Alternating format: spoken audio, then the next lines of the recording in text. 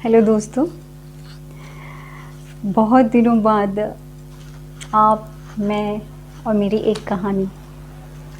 अभी तक मैंने आपको मेरे पेशेंट सर्वाइवर्स उनकी कहानी बताई, क्योंकि मैं चाहती थी कि वास्तविकता क्या है, कैंसर पेशेंट्स के वास्तव जीवन में क्या क्या तकलीफ़ें होती हैं। आज इसको हटा देते हैं। तो ये जो कहानी है, हम दोनों मिलके आप लोगों के साथ शेयर करेंगे हमारी कहानी। बहुत वैसे तो मैं बोलती हूँ कि सभी का जीवन एक कहानी है, और हाँ, बस उसको शब्दों में ढालना आना चाहिए, जो हम कोशिश करेंगे कि चारू मुळे से मैं मंजिरी जोशी कैसे बनी।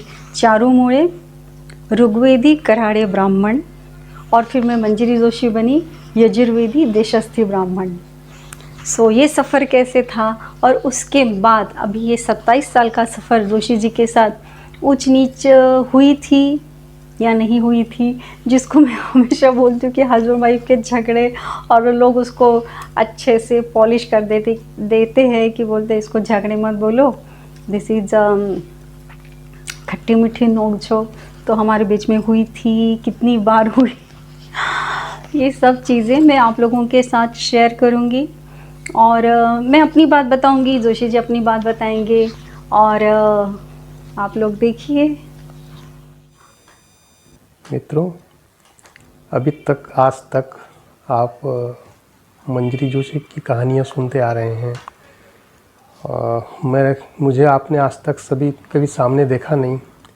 आज मुझे मौका मिला है, मैं भी अपनी कहानी जो कि साथ साथ चलती है मंजरी जोशी के साथ, मेरी हमसफ़र है, नेचुरली उसकी और मेरी कहानी साथ साथ चलेगी।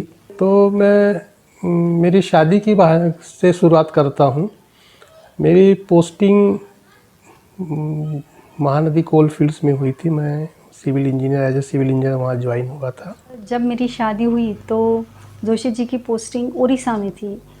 कोल माइंस में काम करते जोशी जी, और उड़ीसा में उसको कहते थे MCL, जैसे इधर विदर्भ में जो है WCL, वेस्टर्न कोल फील्ड्स।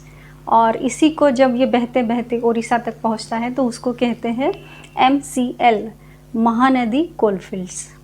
तब जोशी जी की पोस्टिंग महानदी कोल फील्ड्स में थी, MCL में थी। तो शुरुआत वहीं से करते हैं। मेरी शादी कैसी हुई, कहाँ हुई, कब हुई और किससे हुई, तो जाहिर है आप लोग को पता ही है। तो उसके पहले जब मेरे शादी की चर्चाएं शुरू हो रही थी तो मेरे यहाँ बहुत सारे रिश्ते आए, और कुछ छत्तीसगढ़ के रिश्ते थे, कुछ मध्य प्रदेश से थे, कुछ महाराष्ट्र से थे।